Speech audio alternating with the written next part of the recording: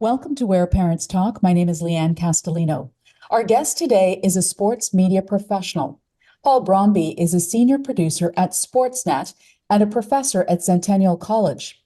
He's also a youth basketball coach, an author in the children's literature space, and a father of one. His first book is called The Backpack and focuses on kids and mental health.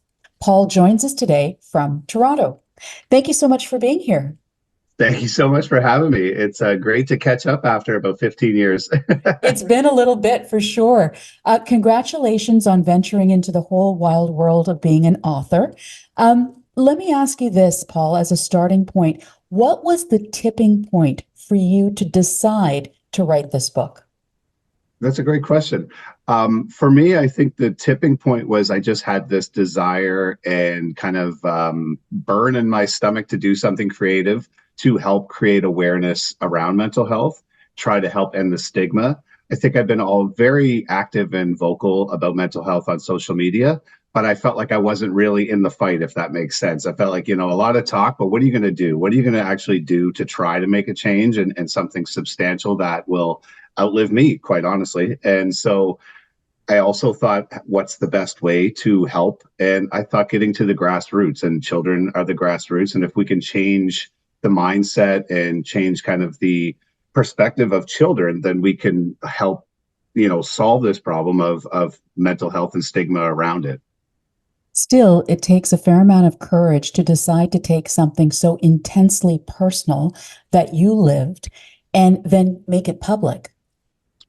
Absolutely. I think if my mom was still alive, I don't know if I'd be as able to open up about her struggles and our struggles.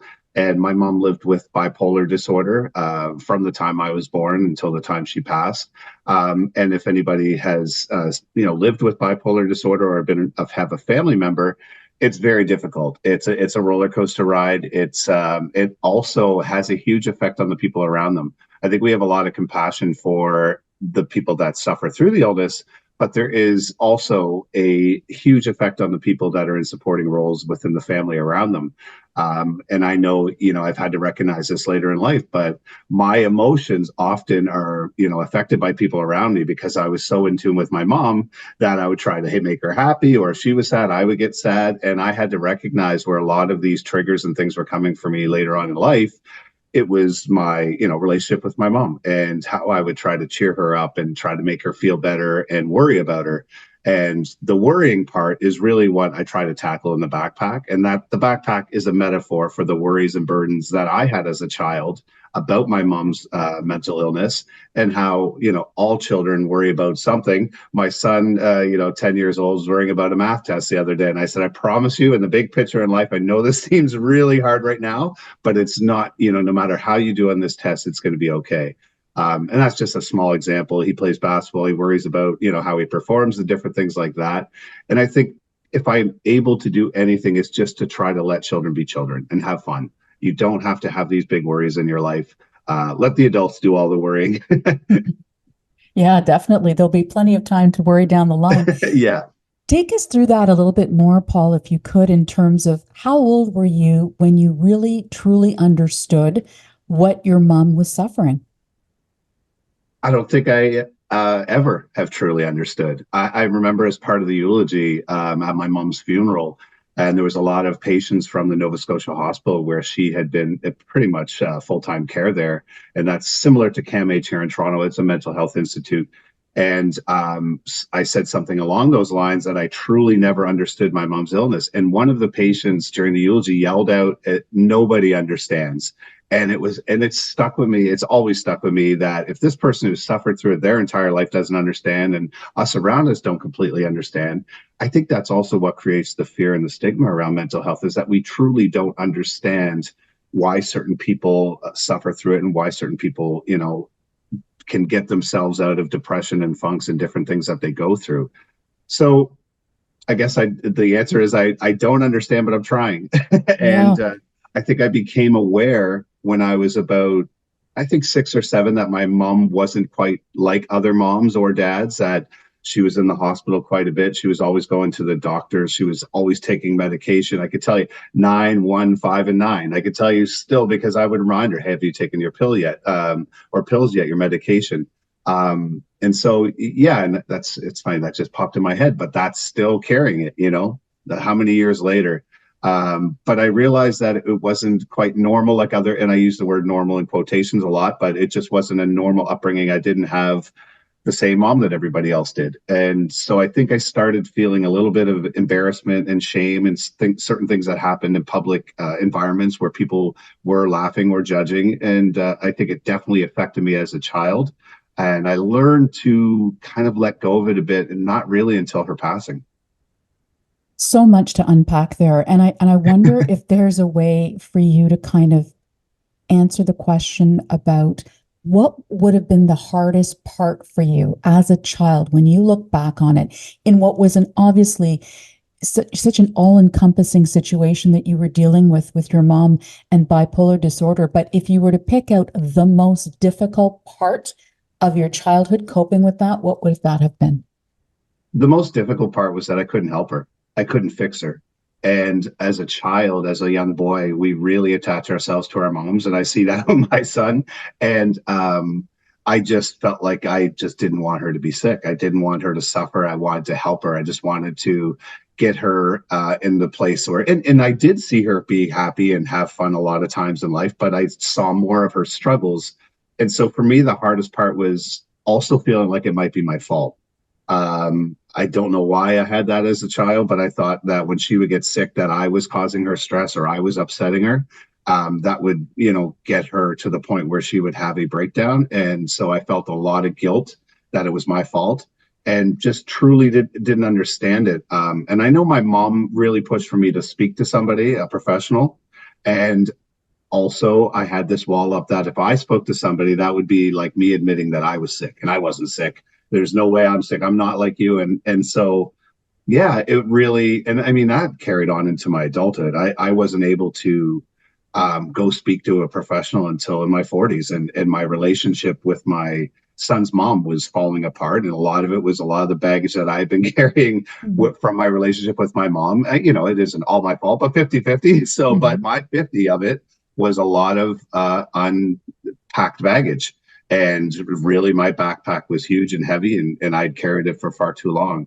And I think even people have said to me in the last little while since writing this book, I seem lighter and happier. And I do feel putting this story out into the world and knowing that it's helping others has lifted quite the guilt and burden off my shoulders.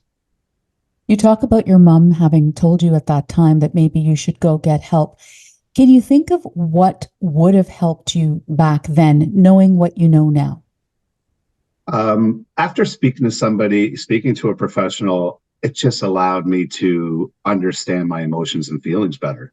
As a child, I had a lot of, I was a roller coaster. I was happy, I was mad, I was sad, and didn't have control over the emotions. So I think if I was able to speak to a professional and they could give me a perspective that it wasn't my fault, that I also wasn't the only child in the world that's mom was sick. I didn't see it. I didn't know anybody that's mom was going through what my mom was going through. And so I felt very alone and resentful that I had to go through this. And so a big part of writing this book for me is there might be a boy out there or a young girl out there who's a family member is going through this, and they might be resentful towards them and they might not understand. So just being able to know that somebody else is going through it, I think is very helpful. It would have helped me. It probably would have helped me grow a little better and be a little more comfortable with my mom's illness than I was for a lot of my life. But hopefully, with campaigns like Bell Let's Talk and other things like that, that the awareness is out there and that we can understand that it's obviously not their fault and that a lot of people are going through this. It is so difficult for adults to understand, as you've alluded to, let alone kids, depending on what age of the child you're talking about. When you think back on it, Paul, what was the greatest source of support for you to just survive every day and get to the next? Well, as an only child, that was another part that was really tough. And I had a dad in the picture who was also struggling, and he used alcohol to numb his feelings and pain that he was going through. So It really, for me, and it ties right into the book, basketball, and just having that basketball in my hands to go outside and have that feeling of accomplishment, of support of teammates and friends. As funny as this sounds, but that ball going through the net was like, it just made me feel great. And, I know that's not the only part of basketball, but it really it built my confidence. I got pretty good at it because I practice a lot at it. And it just really helped me survive. It was my escape. It was my sanctuary. It was my place to go when things were really bad. If there was a fight in the house, or, my mom was having an episode, I would just go to the court, shoot hoops for hours by myself or play against others. And it was my way to just release all of that negative energy I was holding on to. Thankfully, a lot has changed with respect to this society's discourse around mental health, and it certainly as it relates to kids. Um, what would you like to see happening more with respect to where we are on this topic today? Because I think one of the things that you alluded to that keep in mind is we are talking about kids if we're talking about mental health in this particular example. And so depending on their age, their level of understanding is going to be different. But what do you want to see happen with this topic in society as it relates to kids today? I think, and writing this book, I know there's going to be different opinions, and some people would think, oh, this is too heavy a subject for children. I've had those comments to me, and that, what's the age group for this? It seems a little, too serious or too heavy for younger children. But I think that's exactly it. Like, why are we hiding it? It's something that happens. And so if we can start a conversation at an early age. I think the wheelhouse for this book, quite honestly, is about ages 8 to 12. I think that's where they really get it. But there's some 6 and 7-year-olds that love the pictures, and they might understand it when they get a little older and come back to the book. I would like to just see that we have these conversations and discussions. And my hope is that if a family is struggling or a parent doesn't really quite know how to explain it to a child that they're struggling, that this book is a tool within the home, within the school, a library, that people can use to start and have a conversation, so children will understand it a little better. And quite honestly, parents will understand that. I had a meeting with this lady, and she's become a great friend through it all, but she was really worried that she was messing up her child with her illness, and had a lot of guilt, and hadn't even had the conversation with her child about her illness. And her child was probably 8 or 9 years old. And after our meeting, like, we both bawled our eyes out during this meeting, and her name's Yolanda. And I think she just saw me. It was like, you know what? He's fine. My kid's going to be fine. And I can be open and honest with her about what I'm going through. And, knowing that you have that impact of people seeing your, and I don't want to overstate this, but survival of going through these things, that they can get through it as well. And, if I can be an example and show vulnerability and show that I got through it, that really is my hope. I do think there is a space in education and curriculums for education around mental health, whether it's my book or someone else's book, or even programs that are designed by professionals. I'm not a professional. I'm just an advocate and sharing my experience. But I really do hope that we, end the stigma and really change how we view mental health and how we treat it. How would you say that your journey living with a parent that had a mental illness shaped you as a person? I think if people know me as a friend, I try to make people laugh. I try to see the lighter side of things. But there is also the anger that they've seen, the kind of the me just pulling away from people. I think it's really, I've been, a lot of part of my life, I've been a roller coaster, and I haven't had the stability of being that person in it. That's always, I think you can rely on me, but I think my emotions have gotten away a lot of times. And so learning to accept those emotions and control them has helped later in life. But I also think as a parent, it's really helped me to know that I want to be the person that I needed when I was that age. So almost learn from the mistakes of my parents, and I don't want to use mistakes, but things that didn't work for me, and try to do better as a parent. I think if we, as all parents, I think if we try to do that, I think our children will be in a better place. I also still think they're going to resent us for something, or be like, why didn't you do this? I know that's the reality, but I'm going to give my best. I'm going to try. I'm going to show up. I'm going to try. And that's really what's the most important thing for me, kind of as a parent. You talked about what the backpack symbolizes in your book. I wonder, what would your backpack have contained when you were a child? I would have been a lot of worry. And I think as I got older, that worry turned into resentment and anger. And I think I was able to take it off at some periods in my childhood. But again, basketball really gave me that outlet. Sports, football, baseball. I did track as well. So it wasn't just basketball. I just happened to choose basketball later in life. But having male role models and coaches that really helped me with my emotions and speak to me. So yeah, my backpack would have been full of anger, resentment, and I see it now when I coach. Like I see children, young boys having meltdowns, getting mad, getting upset about calls. And a lot of that stems from the fear of failure. A lot of it stems from feeling like they're not good enough. And so I think I had a lot of that, and now I recognize it. And so I really try to, as much as I coach skills, I think I'm trying to coach life lessons as much. And those are as important or more important than how we play as a team or how we put the basket or the ball in the basket. So I think being able to recognize some of my issues that I had as a child and coaching now really helps me. So along those lines, in all the multiple different roles that you do have, father, coach, etc., what tools do you believe that a child today could have in their personal toolbox if they have to, or, come into contact, encounter somebody in their family or somebody else with a mental health challenge? That's a great question. No one's asked me that yet.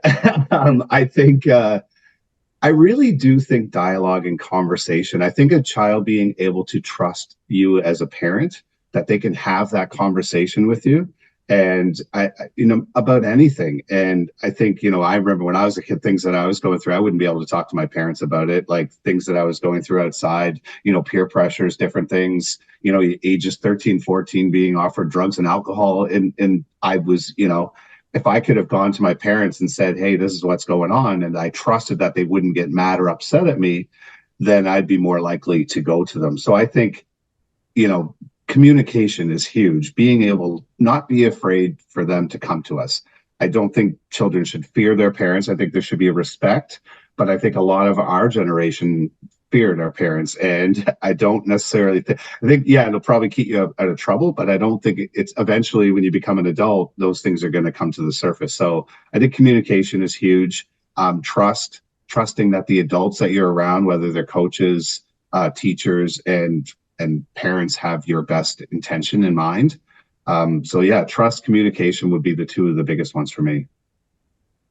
Paul, if you could take us through sort of your process for writing this book. So now you're going through, memories and things that you experienced, your lived experience as a child. You are venturing into now putting this into words that young people can understand. I'm assuming that part of it may have been cathartic for you. Like, what was the process that you undertook to write the backpack?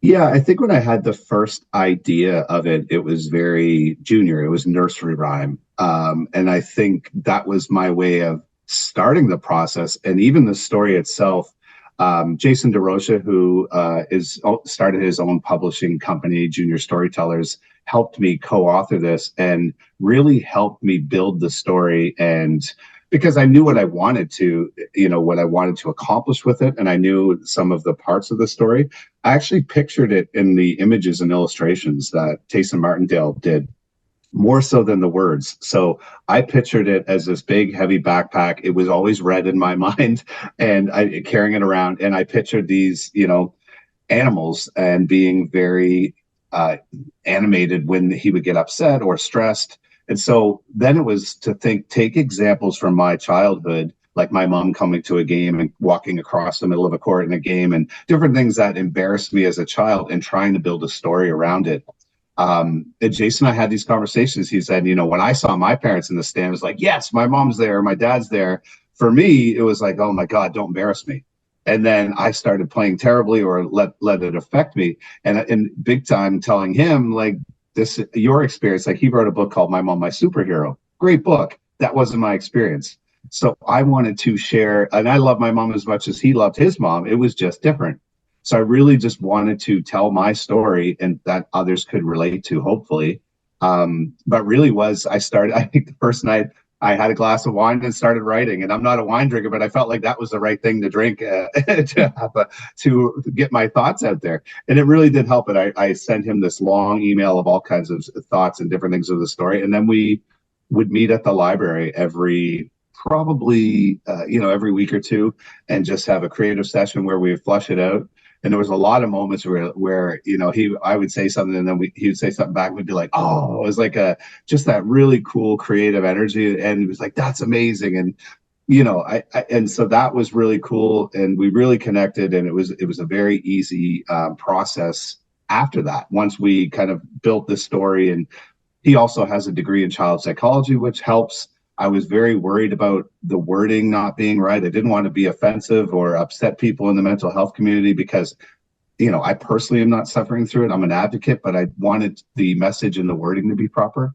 And I think we have hit that, and most people, haven't heard anything otherwise. So yeah, it took 5 years. I think you'll understand this when you watch TV. It's like, oh, that can't be too difficult. But when you make TV, it is very difficult. And so the same with the children's book. You read it, and yeah, it's 24 pages. It seems like a short book, but that was 5 years of work and going back and forth that took a lot of time. And hopefully the feedback's been amazing, and hopefully it's delivered the message that we were hoping to deliver. I want to pick up on the example that you shared about your mom walking across the basketball court.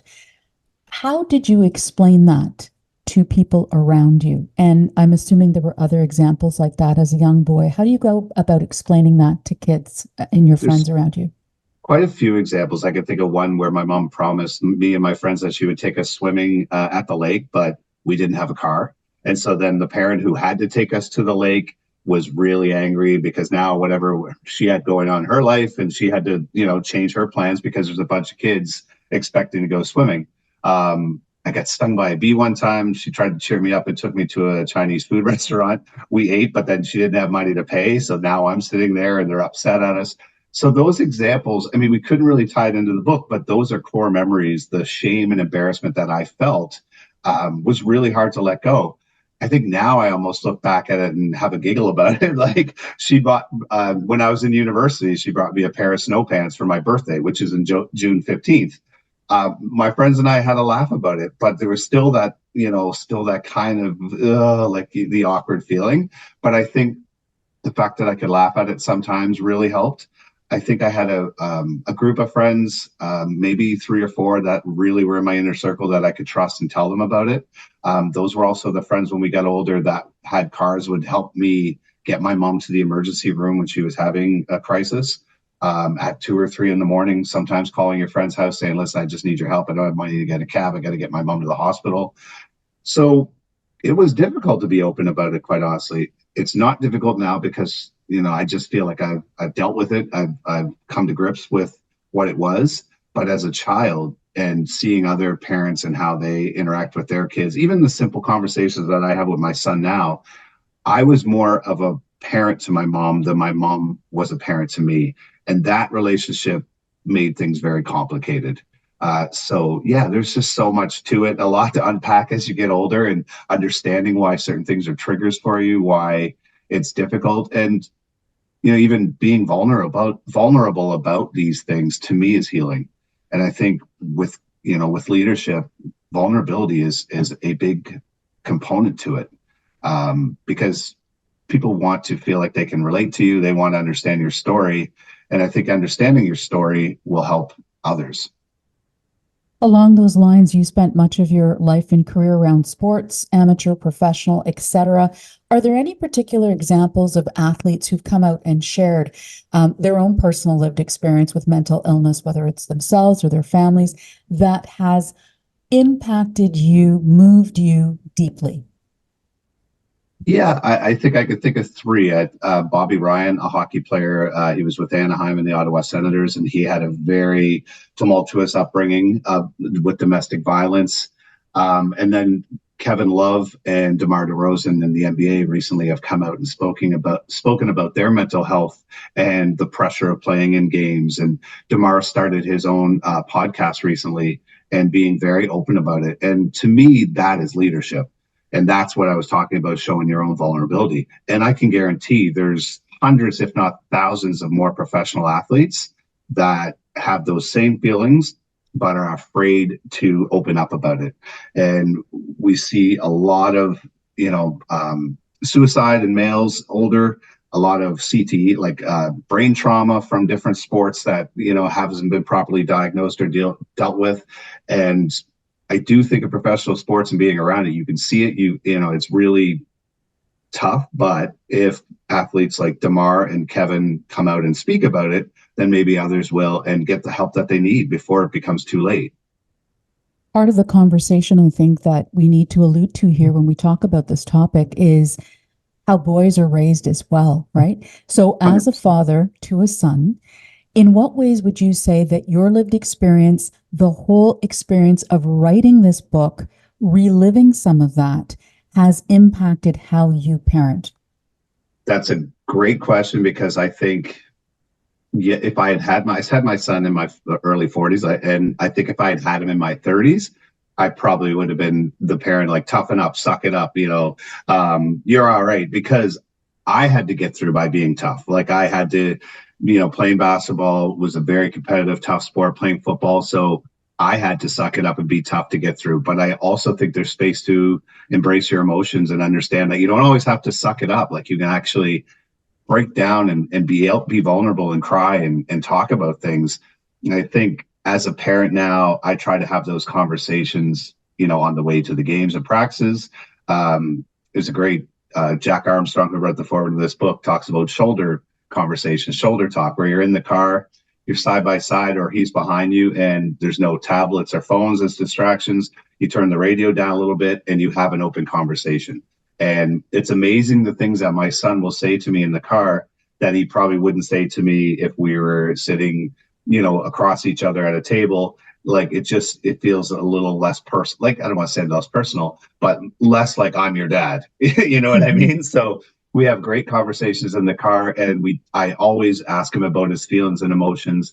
Why you seem like you were nervous in that game? Why were you nervous? And don't be afraid to make mistakes. All the things that nobody really told me until I got older are the conversations that I try to have. I think we have changed as a society. I think it's okay for men to embrace their feelings and be open and talk about them. Um, Not quite as much as we still have work to do, but I do believe I try to parent with empathy and understanding and let him be emotional, and yeah, that's fine. I'm not going to let him throw a temper tantrum at the mall if he doesn't get something, but there's ways that, if he's emotional and upset, that I can, relate to him and speak to him. Paul, is there a piece of feedback in particular about the book that has struck you? Yeah, and I'll try not to cry. So I did the first, and the whole process with Jason, I would be in the library, and he reminded me of this afterwards, because I really did. But I said, I could picture us going into a school and those old gymnasiums and having a bunch of kids sitting on the floor and and reading the book to them and then answering questions. And so one of the parents of the boys on my basketball team, she works in the Toronto District School Board, so she brought me into Military Trail in Scarborough. So we did a morning reading. So the first session we did 9 to 10. There was 100 children in the gym from JK to grade 6, and they were really engaged. It was really cool. Jason does some stuff with, like, you spin the basketball and put it on the kids' fingers, so they were really into it. But when he started doing the book reading, and I was standing there, and I could just, like, it was very quiet. Everyone was engaged. And then we got into questions, and this one little boy stood up who was 7 years old and put his hand up, and he said, his name was Carson. He said, "My mom also has mental illness, and I worry about her." And it shook me to the core, because, I was just like, oh man, this is literally like me looking across at my 7-year-old self. And so, I first of all thanked him for standing up and being so brave to be open about it. And then really just tried to give him the message that he's going to be okay. And I was like, look at me, I'm big 6'7", big guy here. I've got through it. You're going to grow to be big and strong yourself. And I don't know why I was pointing at the physical appearance of myself, but I just wanted him to have confidence that he's going to get through this. And so I really hammered home the point of that it's not his job to worry right now. It's his job to be a child, have fun, play, learn at school, and that's it. And whether that message got through, I hope it did. But then Jason afterwards gifted him a book and we signed it to him. So hopefully at some point, in his life that he'll understand that he's not alone. He's not the only one to go through this, and that I went through it and I'm fine. I'm okay. But he's going to be fine as well. And I did get choked up at the start of it, but when we came out of the school, Jason's like, that was unbelievable, dude. Like, you manifested that moment of this one child, that we spoke about all these times in the library. And I was like, yeah. And then I got in the car and had a complete meltdown at that point. I was able to release those emotions and, just felt like I had just spoken to my 7-year-old self. So it was really rewarding. I know I've gotten message from other kids, videos and text messages from parents on how much it's helped them explain their situation to their children. So yeah, it's been incredibly rewarding. Teachers saying this should be in every school curriculum across Canada. Comments like that to me, whether it is or not, at least I know it's connected with 1 or 2 people. Paul, I'm afraid we're out of time, but thank you so much for taking the time. Paul Bromby, author of The Backpack. Thanks again. Thank you.